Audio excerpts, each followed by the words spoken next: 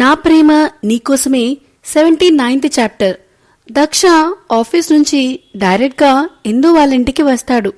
Daddy అనుకుంటూ ఇషు baby Daksha కాళ్ళని చుట్టేస్తుంది. My baby అని పాపని ఎత్తుకుని కిస్ చేసి, రెడీ అయ్యావా, వెళ్దామా మన ఇంటికి అని అడుగుతూ లోపలికి వస్తాడు. కిచెన్లో రాధిక గారు కాఫీ కప్లో పోసి ఇందు చేతికిచ్చి, వెళ్ళి అల్లుడు గారికి ఇచ్చి డిన్నర్ చేశాక వెళ్దామని చెప్పు అంటుంది. అమ్మా అని అసహనంగా అంటూ ఉంటే రాధిక గారు కోపంగా చూడగానే లోపల గునుక్కుంటూ కాఫీ కప్ తీసుకెళ్లి దక్ష ముందు కప్ చూపిస్తూ నిలబడుతుంది. ఇష్యుని ఎత్తుకుని సోఫాలో కూర్చున్న దక్షబాబు ఆ కప్ని కప్పట్టుకున్న చెయ్యిని, ఆ చెయ్యి ఓనర్ని ఒకసారి తల పైకెత్తి చూసి అక్కడ పెట్టు అంటాడు. ఏదో పాపమని చేతికిస్తే నాకేదో అంటు రోగం ఉన్నట్టు అక్కడ పెట్టమంటున్నాడు చూడు అని మనసులో తిట్టుకుంటూ అక్కడ పెట్టి కిచెన్లోకి వెళ్తుంది. దక్ష, బేబీ నువ్విక్కడ సోఫాలో కూర్చో, నేను కాఫీ తాగుతాను అనగానే పక్కన కూర్చుంటుంది ఇష్యు బేబీ. కాఫీ తాగుతూ విష్ణుగారితో మాట్లాడుతూ ఇష్యు చెప్పే మాటలు కూడా వింటూ ఉంటాడు. ఇందు కిచెన్లోకి రాగానే, ఇదిగో పకోడీలు వేశాను, ఇవి కూడా అల్లుడి గారికి ఇచ్చిరాపో అనగానే, నేనివ్వను, కావాలంటే నువ్వే ఇచ్చుకో, నేను మిగతావి చేస్తాను అని స్టవ్ దగ్గర నిలబడుతుంది ఇందు.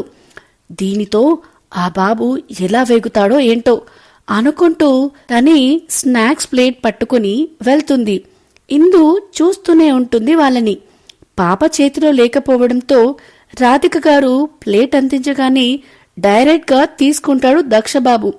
అది చూసిన ఇందుకు తను ఇస్తేనే తీసుకోలేదు అని ఫిక్స్ అయ్యి బీపీ పెంచుకుంటుంది విత్ బాధ.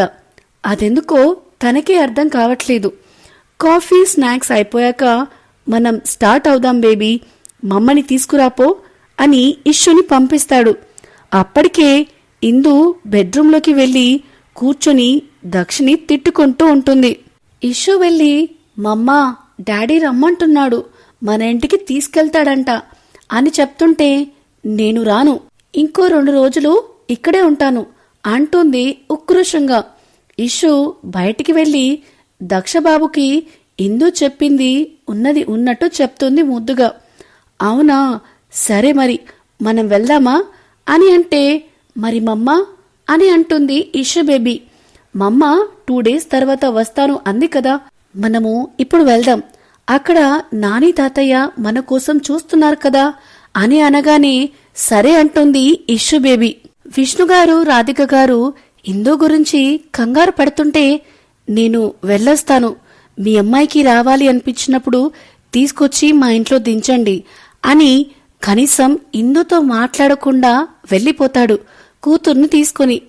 ఇందుకి కోపం, బాధ, ఉక్రోషం, లాస్ట్కి కన్నీళ్లు కూడా వస్తాయి. కానీ మొండితనంగానే ఉంటుంది. వాడే వచ్చి తీసుకెళ్లే వరకు నేను వెళ్ళను అని భీష్మించు కూర్చుంటుంది.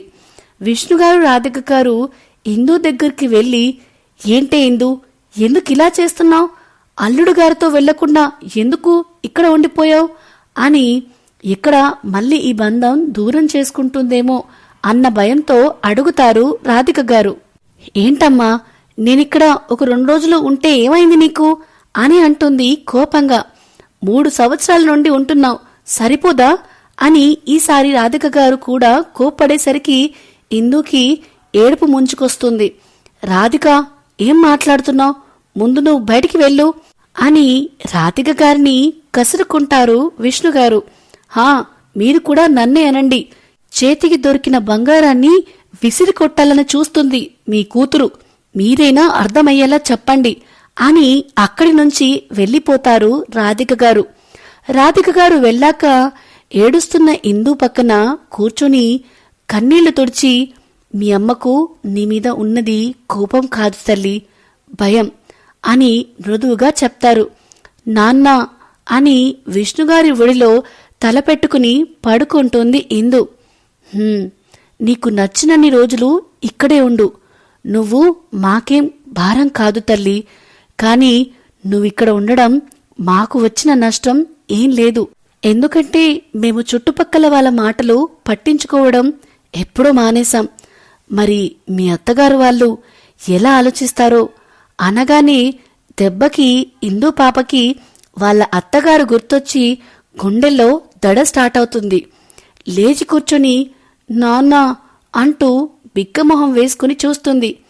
ఆయన ఇందు ఎక్స్ప్రెషన్కి చిన్నగా నవ్వి, చెప్పు, నువ్వెళ్దామంటే ఇప్పుడే తీసుకెళ్తాను, ఆలోచించు అని చెప్పి అక్కడి నుంచి వెళ్తారు విష్ణుగారు.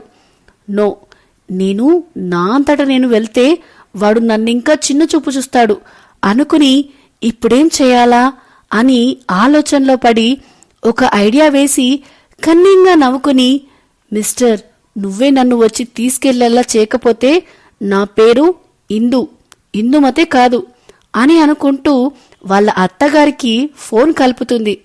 అటువైపు పుష్పగారు కాల్ లిఫ్ట్ చేయగానే రాగం అందుకుంటుంది ఇందు బేబీ. ఇందు, ఏమైంది, ఎందుకు ఏడుస్తున్నావు అని అడుగుతారు పుష్పగారు. అయినా మీరింకా రాకుండా అక్కడే ఉండి ఫోన్ చేస్తున్నావా, ఇంకెప్పుడు స్టార్ట్ అవుతారు అని అడుగుతారు గంభీరంగా. అదే అత్తయ్య, మీ అబ్బాయి ఆయన గారి కూతురు ఇద్దరు నన్ను ఇక్కడే వదిలేసి వస్తున్నారత్తయ్య అని ముక్కు చెందుతుంది. ఏంటి, నిన్ను వదిలేసి వాళ్ళు మాత్రమే వస్తున్నారా? కానీ ఎందుకు, ఏదైనా గొడవ పెట్టుకున్నారా అని సీరియస్గా అడుగుతుంది. నా గురించి మీకు తెలియదా అత్తయ్య? నేనెప్పుడైనా మీకు ఎదురు చెప్పానా, ఇంకా ఆయనకి ఎదురు చెప్పడానికి అనగానే నిజమే అనుకుంటారు పుష్పగారు. మరి ఎందుకు నువ్వు రావట్లేదు అనగానే, అది అత్తయ్య, కనీసం మీరు సెకండ్ నైట్ అయినా సక్సెస్ చేసుకోమన్నారా, అదే మాట మీద నేను నిలబడి ఏవండి అని ఆయన పక్కన కూర్చున్నానా, అంతే ఏయ్ అంటూ నా మీద గయ్యుమని అరిచి, అసలే బెడ్ చిన్నగా ఉందంటే నువ్వు కూడా ఇక్కడికి వచ్చావేంటే, వెళ్ళి కింద పడుకో అని కసిరాడత్తయ్య. ఇక ఆయన అరుపుల్ని చూసి కింద పడుకున్నాను, కనీసం బెడ్షీట్ కూడా ఇవ్వలేదత్తయ్య అని మళ్ళీ ముక్కు చిద్దుతుంది. అవునా అని ఆశ్చర్యంగా పుష్పగారు ఆలోచిస్తూ ఉంటే, అవునత్తయ్య, ఈరోజు ఆఫీస్ నుంచి వచ్చాక నైట్ ఎందుకండి అలా చేశారు, ఈ బెడ్ మీద ఈజీగా ఇద్దరం పడుకోవచ్చు కదా అన్నానత్తయ్య గారు. అంతే, ఇంకేం అనలేదు. అంత మాత్రానికే అయితే ఓ 4 రోజులు నువ్వు ఈ బెడ్ మీదే పడుకునిరా, నేను నా కూతురు తీసుకుని వెళ్తాను అని నేను పిలుస్తున్నా పట్టించుకోకుండా వెళ్ళిపోయారత్తయ్య అని ఈసారి రాగం అందుకుంటుంది. నువ్వు బాధపడకు, వాడు వచ్చాక ఎందుకు అలా చేస్తున్నాడో నేను కనుక్కొని నిన్ను తీసుకురావడానికి పంపిస్తాను, నువ్వు రెడీ అయి ఉండు అని చెప్తారు పుష్పగారు. అత్తయ్య, నేనైతే ఎప్పుడూ రెడీగా ఉన్నాను, కానీ మీరు మీ అబ్బాయికి నేను ఫోన్ చేసి ఇలా మా మధ్య జరిగిన విషయం మీకు చెప్పాను అని తెలిస్తే నా మీద ఇంకా కోపం పెంచుకుంటారేమో అత్తయ్య. ఇంకా నేనే 2 రోజులు ఆగి వస్తాను అని అన్నాను అని చెప్పినా చెప్తారు మీ నుండి తప్పించుకోవడానికి. అందుకే ఈ విషయాలేవి అసలు నేను ఫోన్ చేసింది కూడా చెప్పకుండా ఆయన్ని పంపించండి, అసలే నేను మిమ్మల్ని చాలా మిస్ అవుతున్నాను అత్తయ్య అని చెప్తుంది ఇందు. అది కూడా నిజమే అనిపించి, సరేలే, నేను ఎలాగోలా వాడిని అక్కడికి పంపిస్తాను, నువ్వు వచ్చేయ్ అని చెప్పి కాల్ కట్ చేస్తారు పుష్పగారు దక్ష కారు సౌండ్ వినిపించి. ఇక్కడ ఇందు ఇప్పుడు ఎలా రాడో నేను చూస్తాను అని అనుకుంటూ, అమ్మా, మీ అల్లుడు గారు వస్తారు, డిన్నర్ రెడీ చేసుకో అని చెప్తుంది. ఆశ్చర్యపోవడం రాధిక గారి వంతవుతుంది. నిజంగానే దక్ష వస్తున్నాడా తల్లి అని విష్ణుగారు అనగానే, హా నాన్న అని మనసులో మాత్రం నేనే రప్పిస్తున్నా అనుకుంటుంది కన్నింగా. దక్ష ఇష్యుని ఎత్తుకుని లోపలికి వస్తుంటే పుష్పగారు ఎదురెళ్లి ఇష్యుని తీసుకుని మిస్ యూ రాక్షసి అంటుంది ఇష్యు ముక్కు లాగుతూ. ఇష్యు కూడా మిస్ యూ టు రాక్షసి అంటుంది నవ్వుతూ. అమ్మని అని పుష్పగారు అనుకుంటే వాళ్ళని నవ్వుతూ చూస్తూ దక్ష లోపలికి వెళ్తుంటే, ఆగు నాన్న అంటారు పుష్పగారు. ఏంటమ్మా అని దక్ష అక్కడే ఆగిపోతే ఇందు ఎక్కడా అని అడుగుతారు దక్ష ముందుకు వెళ్ళి. అమ్మా, తను ఒక 2 రోజులు అక్కడ ఉండి వస్తాను అంది అని చెప్తాడు దక్ష. ఇందు చెప్పినట్టే చెప్పేసరికి కొడుకు అబద్ధం చెప్తున్నాడు అని ఫిక్స్ అయ్యి పెళ్ళయ్యాక మొదటిసారి అత్తగారింటికి నిద్రపోయి ఇలా ఒంటరిగా రాకూడదు, వెళ్ళి కోడల్ని కూడా తీసుకురా అని చెప్తారు పుష్పగారు.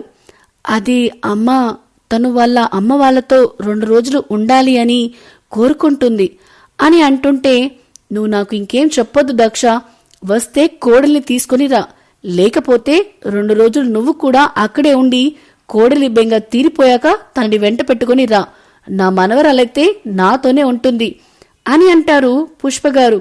దక్ష ఇష్యూ వైపు చూస్తే, బంగారం నాతో ఉంటావు కదా, డాడీ మమ్మని తీసుకొస్తాడు అని పుష్పగారు అనగానే, ఓకే నాని అంటుంది ఇష్యూ బేబీ. విన్నావు కదా, వెళ్ళి నీ పెళ్ళాన్ని తీసుకురా అని చెప్పి డోర్ క్లోజ్ చేసుకుంటారు పుష్పగారు. అమ్మ ఎందుకు ఇలా చేస్తుంది అని ఆలోచిస్తూనే వెనక్కి వెళ్తాడు దక్షబాబు. ఇక్కడ పుష్పగారు ఇష్యూ వస్తుంది అని తన కోసం చేసిన ఫుడ్ తినిపిస్తారు. సో ఇదేనండి నా ప్రేమ నీకోసమే 79th చాప్టర్. ఏంటోనండి, ఇందు మరీ కన్నింగా తయారవుతుంది కదా, మీకు కూడా అలానే అనిపిస్తుంది కదా. ఈ వీడియో కనుక మీకు నచ్చినట్టయితే please like, share and comment చేయండి. అలానే ఇలాంటి కొత్త కథల కోసం మన channel the novel whisperer with విన్యాని సబ్స్క్రైబ్ చేసుకోండి. Thank you.